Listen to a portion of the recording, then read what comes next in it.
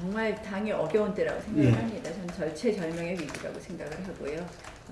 문재인 정권의 지지율이 정말 뚝뚝 떨어짐에도 불구하고 당으로 그 지지율을 흡수하는 데 매우 부족한 부분이 있고 결국은 이번에 원내대표 선거부터 당의 변화를 보여주지 않으면 앞으로 이 당이 내년 전당대회만 기대기는 너무 어렵다. 그러니까 지금 원내대표 선거부터 전 당의 변화를 보여줘야 된다고 생각합니다. 그런 의미에서 이번에 원내대표에 출마를 하게 되었는데 실질적으로 이제 당을 보는 어떤 당에 대한 부정적인 거는 두 가지인 것 같아요. 첫 번째는 일단은 아직도 친박 비박 니 탓 내 탓 하면서 싸우고 있다. 끊임없이 당이 갈등 구조에 있다. 그래서 당의 통합, 화합을 이뤄내는 것이 절대적으로 필요하다고 생각하고 두 번째로는 그러한 지금 문재인 정권이 잘 못하고 있는데 야당이 존재감이 없다 이런 이야기를 많이 듣거든요. 야당 어디 있느냐.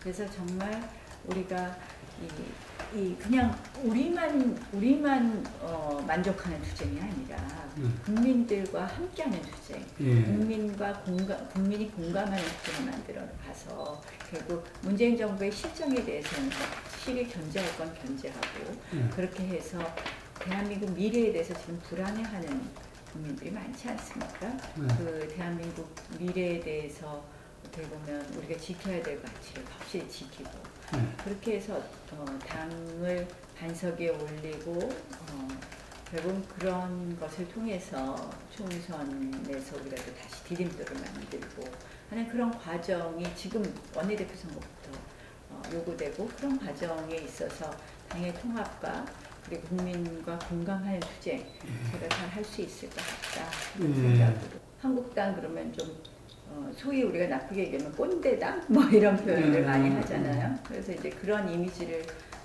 바꿀 수 있을 때 변화를 보여줄 수 있는 부분에서 어떤 인물이 나올 수 있느냐.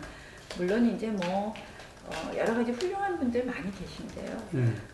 또 이제 갑자기 뉴페이스가 나왔다고 해서 또 변화를 보여주는 건 아니지 않습니까? 결국은 저는 보수 정당은 그동안 사실상 여성 원내대표를 한 번도 내놓지 못했습니다. 보수정당 사상 최초의 여성 원내대표 그런 타이틀 자체만도 우리 당이 좀 더 같이 닫혀있는 그런 정당에서 좀 더 열려있는 정당 특히 이제 지금 시대는 여성이 굉장히 적극적이고 활발한 활동을 하는 시대인데 보수정당은 좀 여성에 대해서는 오히려 소극적이었다, 외면하고 있다 이런 부분이 있었기 때문에 저는 그런 의미에서 변화를 또 보여줄 수 있다고 생각합니다. 저는 사실 제가 뒤로 물러섬이 없었던 그러니까 어렵다고 뒤로 물러서지 않고 늘 당당하게 나서서 싸웠던 정치인이다 저 스스로 자부합니다.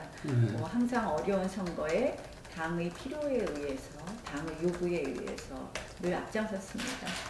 제가 정권교체를 이룬 대변인으로서 18대에도 녹록지 않은 중구 선거였기 때문에 저에게 중구에 출마를 하기도 했었고 또 그 이후에도 서울시장 선거 또 그 다음에 19대 재보궐선거도 정말 야당 단일 후보, 야권 단일 후보 노회찬 후보에게 926표 차이로 정말 아슬아슬한 승리를 한 것만큼 어려운 동작에 또 출마를 했고요. 그래서 사실은 어려운 일, 당이 힘들다고 하는 일에 마다하지 않고 투쟁했었죠.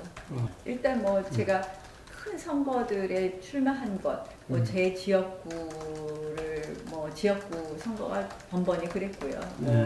중구도 사실은 그 당시 이제 민주당 당대표가 거기에 출마할 것 같으니 그 대항마로 나가자고 해서 결국 거기는 이제 보수 후보는 둘이 나오고 나중에 이제 지금의 여권 후보는 하나 나오는 그런 선거를 했고요. 아시다시피 서울시장 선거도 우리 당 후보 누가 나가도 지는 선거예요. 아무도 안 나가니까 이제 제가 차출되었던 거고 그런 선거 역사에서도 그랬고요.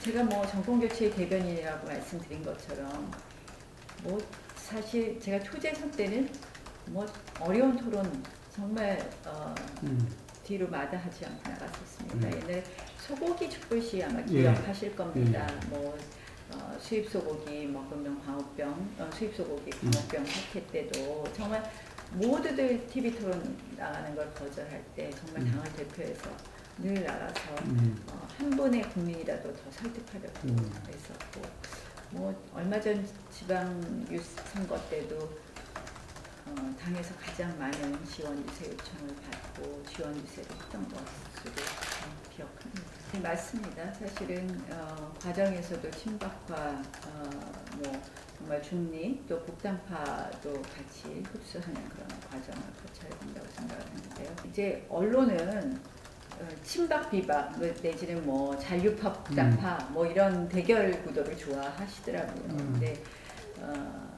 제가 이제 이야기했어요. 이제 우리 금기어를 만들어야 된다, 우리 당에서. 친박, 비박, 복당파, 이거 이제 앞으로 금기어로 만들자. 우리가 그걸 이제 입에 달지 않음으로써 정말 그걸 넘어선 우리 뭐 이 가치 개판에서는 있어도 좋다고 생각합니다. 조금 더 오른쪽으로 생각하는 분, 조금 더 왼쪽으로 생각하는 분. 그런데 이렇게 정말 사람 중심의 개파, 지금 친박과 비박은 어떤 중심의 개파일까 정말 그거는 사실 국민들이 보기에는 이해하기 어려운 사람 중심의 패거리 집단을 볼 수 있는 거거든요. 그렇죠. 저는 이제 금기어로 우리가 정의해야 되지 않느냐 이런 생각을 하고요. 사실 당에 이제 뭐 어떻게 보면 지금은 당이 좀 개파라는 이렇게 이 모습으로 남아있는 쪽은 오히려 복당파 쪽이고 좀 친박은 좀 지리멸렬하다 이런 표현들을 많이 하죠. 그래서 지금 모든 의원들께서 이제 더 이상 우리 당이 개파 투쟁으로 보여서는 안 된다라는 것을 인식하고 계시더라고요. 동의하고 있다. 예, 특히 이제 초재선 의원님들 중심으로 생각이 많으시고요. 그래서 얼마 전에 초재선 모임에서도 복당파나 친박 후보는 그리고 이제 복당파나 친박 그러니까 그건 안 하는 게 맞지 않겠느냐 중도 그런 표현도 하신 것으로 기억하고 있습니다. 그래서 그러니까 양쪽에 극단이 되는 후보가 되는 것은 바람직하지 않다. 그런 의미에서 모두 이제는 통합을 해야 된다라는 생각들, 화합을 해야 된다는 생각들을 하시기 때문에 그런 의미에서도 저는 많은 의원들이 공감대가 이미 있기 때문에 저는 충분히 저의 이렇게 저에 대한 지지를 모을 수 있다고 생각을 하고요.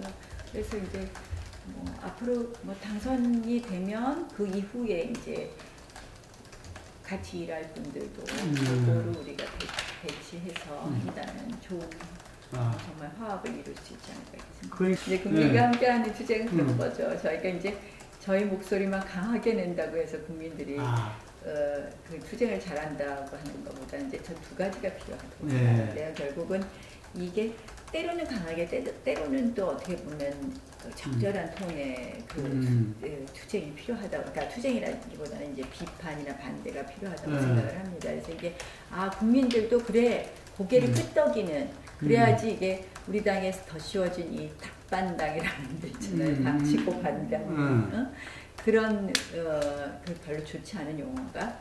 그럴까요? 그래서 쓰지 말까요? 네, 안 쓰는 게 좋아요.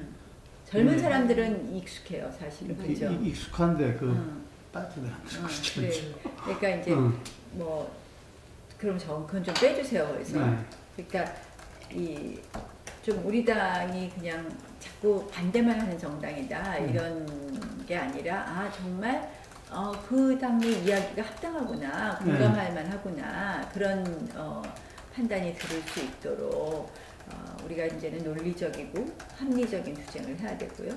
또 이제는 전략적인 투쟁을 해야 된다고 생각을 합니다. 저는 굉장히 전략적인 투쟁이 중요하다고 생각을 하는데요.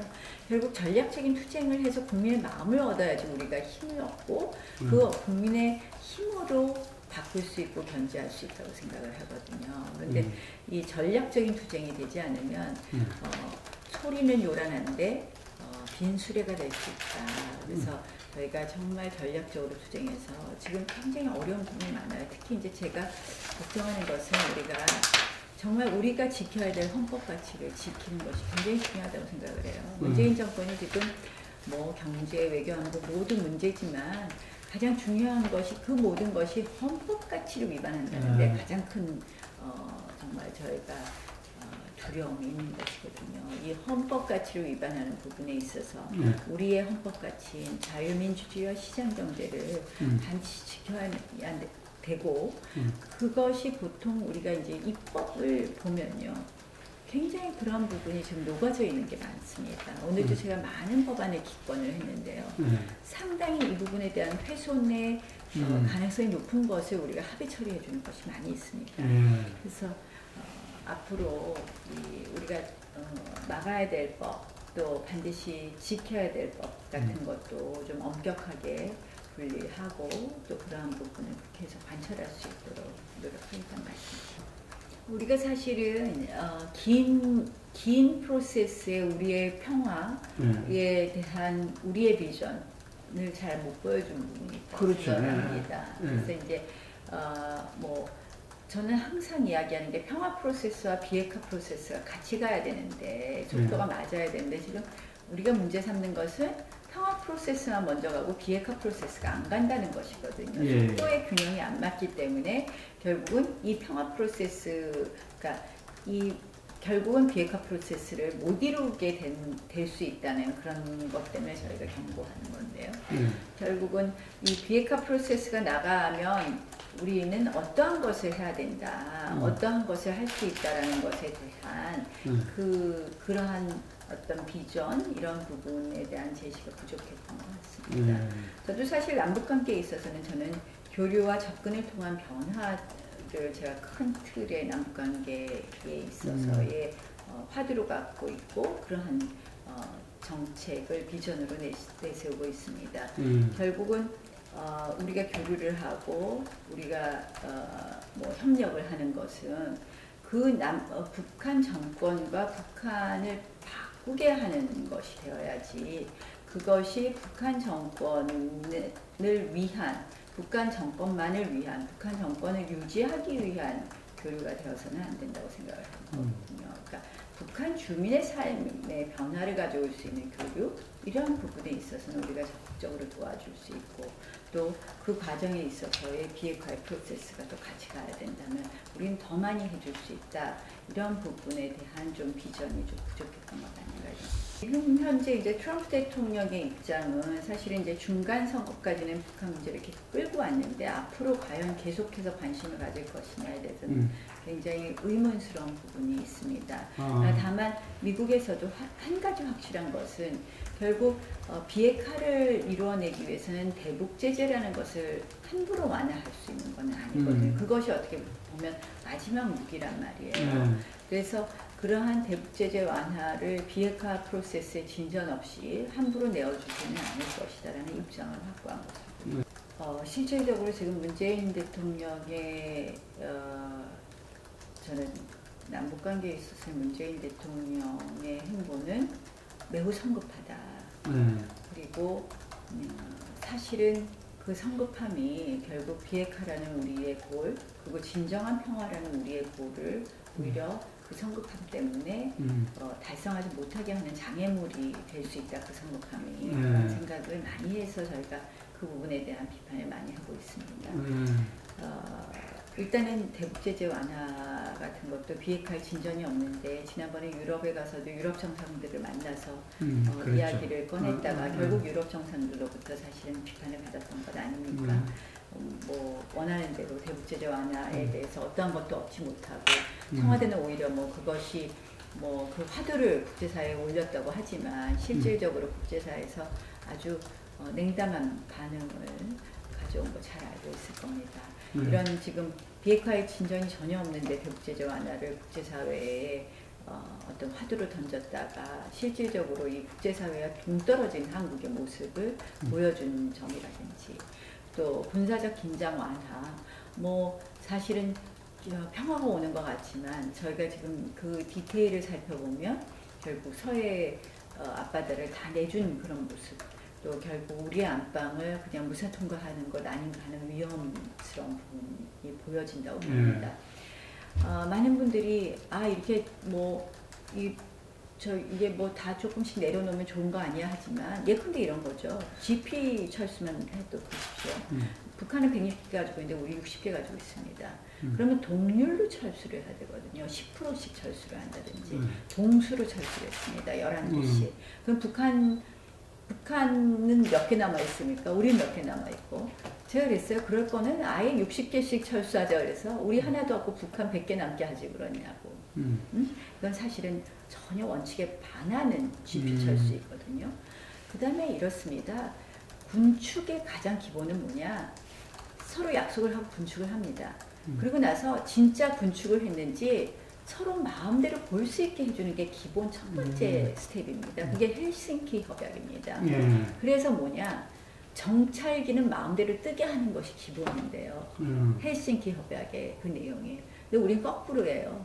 군축 약속하고 정찰기는 절대 못 띄운다가 저희의 군축 남북 군사 합의서의 내용입니다.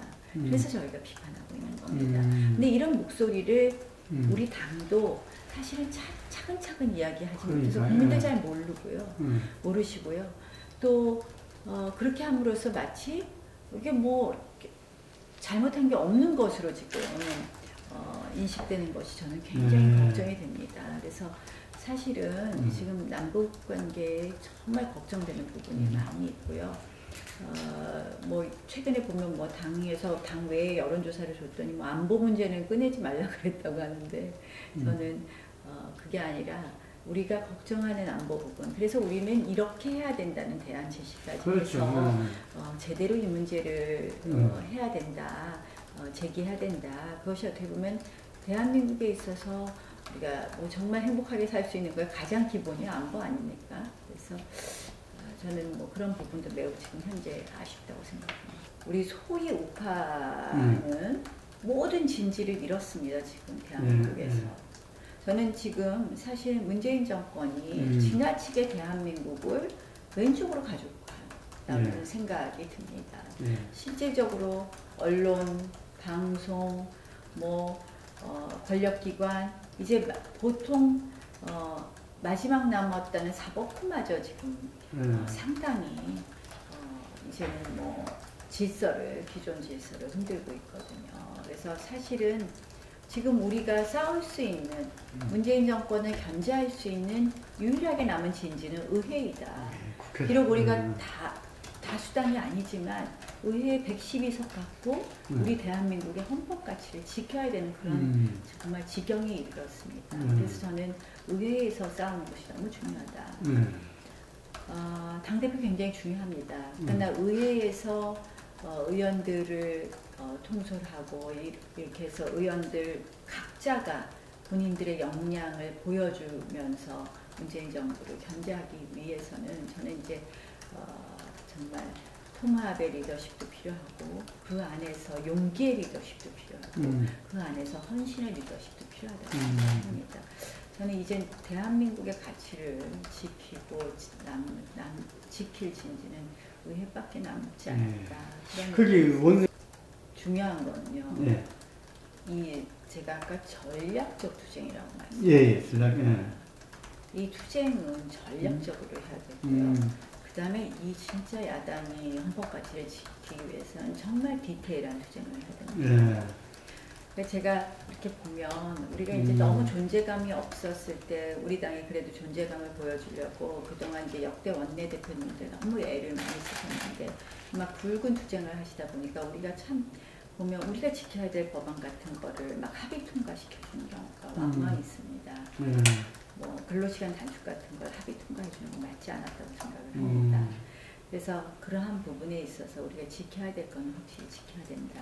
이제 전략적으로 하기 위해서는 역시 각 상임위에서 정말 그 무기들을 다 만들어 오셔야 되거든요.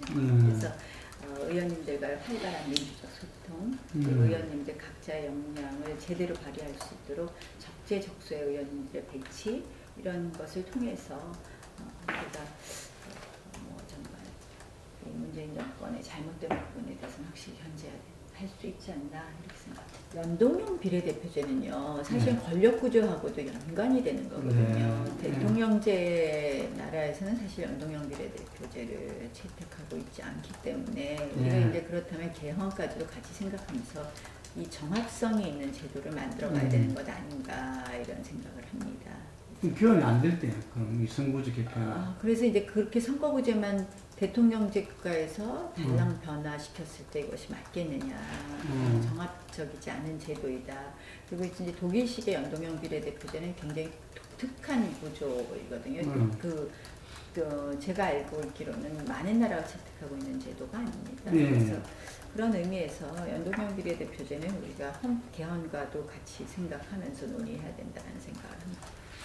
결국은 내년 1년을 우리가 어떻게 내년 1년 동안 당의 모습을 어떻게 만드느냐가 2020년 총선을 가름한다고 봅니다. 그래서 내년 1년 동안 당이 진정으로 변하고 당이 진정으로 또 미래 비전을 보여주고 당이 또 진정으로 잘못된 부분을 반성한다면 저희에게 기회가 있을 것이고요. 그렇지 않는다면 문재인 정권의 지지율이 떨어진다고 해서 저희에게 지지율이 오지는 않을 거라고 생각합니다. 변화가 없다고 보는 거겠죠. 책임지는 모습도 없고 변화도 없다. 그 두 가지 부분을 보여줘야 된다. 근데 그럼 책임은 어떻게 질 거냐? 지금도 계속해서 우리는 늘 책임을 져야 된다라고 얘기하면서 그러고 나서 모두 니 탓쇼가 되거든요. 저는 내 탓쇼를 해보자. 저도 잘못한 부분, 특히 선수가 올라갈수록 더 많이 반성해야 된다고 생각합니다. 그런 반성을 통해서 우리가 그 반성을 통한 모습을 통해서 좀 책임지는 모습을 보여주고요. 이제 내 자신이 뭘 하겠다가 아니라 이 나라를 위해서 우리가 뭘 하겠다라는 생각으로 국민들과 함께 한다면 저는 우리 진정성을 인정받을 수 있지 않을까 이렇게 생각합니다. 이제 인적 쇄신도 해야 되는 부분이 있죠, 당연히. 근데 이제 이게 시기가 어느 시기가 맞을 것이냐, 지금이 대대적인 인적 쇄신을 할 텐가, 아니면 총선을 앞두고 해야 될 것이냐에 대해서 우리가 더 판단해 봐야 된다고 생각을 합니다. 특히 지금 우리가 112명의 군사도 매우 부족한 숫자이거든요. 근데 인적 쇄신의 칼을 잘못해서 현역 의원들에게 많이 들이댔을 때 결국 우리 스스로의 전력을 우리의 전력을 스스로 훼손시키지는 않을까 하는 우려도 또한 있습니다. 우리 자꾸 정치공학적인 이야기 할 게 아니라요. 지금 이제 통합하기 전에 우리가 이슈별로 같이 바른미래당하고 하는 것이 반문연대죠. 그렇지 않을까요? 네. 그래서 반문연대 당연히 필요하다고 생각을 합니다. 또 보수통합도 당연히 필요하다고 생각을 합니다. 근데 이제 의회 내에서 우리가 하나씩 해가는 게 문제지. 지금 정치공학적인 이야기보다는 저는 그게 먼저 필요하지 않느냐.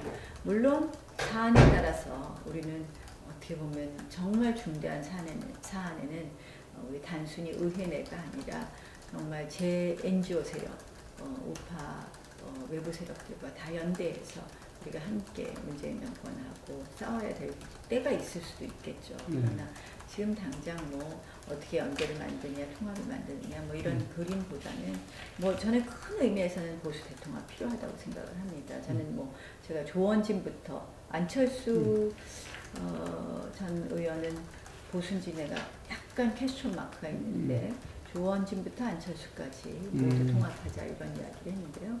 그 큰 틀을 위한 중간 다리로 반문연대 이런 이야기를 할 수는 있습니다. 또 아까 말씀드린 것처럼 사안에 따라서는 또 제 외부 세력과 같이 투쟁할 수 있는 것도 있겠죠. 그런데 실질적으로는 지금 저희가 이게 무슨 그런 정치공학적 그림보다는 하나하나 사안에 따라서 같이 하는 것부터 시작하는 것이 맞지 않나 이런 생각입니다.